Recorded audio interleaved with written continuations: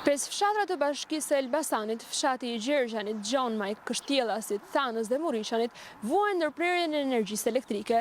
Për banorët nuk ka asnjë informacion se kur energjia do të kthehet në banesat e tyre, teksa këto ditë të ftohta po i kalojnë në kushte të vështira.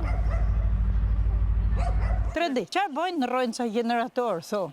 Kështu na kanë thënë. Si ja bëni gjatë ditës? Hiç, ja rrimë shu sharrojnë për bukë, pleqtë shkret për ngordhin ftofti. Kush ka në generator? E shumë e vështirë është, po s'kemi çfarë të bëjmë. Na të vejmë. Vështirë, çfarë të bëjmë? Bojnë ndërtime, bojnë riparim, se kur të bojnë nuk e din. Me ujë me marrën aposti, kështu me korrente. Si mos në keq. Pasoj nuk merrni dot nga puste. Po s'ka, po korrente po s'mi. Kush ka fëmijë të vegjël, kush ka pleq, bizneset, gjithë anë shkatërrim është. Dhe 3 ditë sot edhe nuk dihet akoma se të vazhdoj. Sa fillon me zoni veshi, ikin dritat. As lajmëron njeri, as do t'ja di njeri. Asgjë, ja, do të ezim zjarrin tani, s'kem.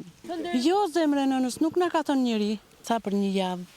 Nuk do vinë dritat. Banorët tregojnë se mungesa e energjisë elektrike prej 3 ditësh ka vështirësuar jetën e tyre si në ngrohje, ashtu edhe në gatim. Ata kërkojnë ndërhyrjen e menjëhershme të shtetit për rikthimin e energjisë elektrike.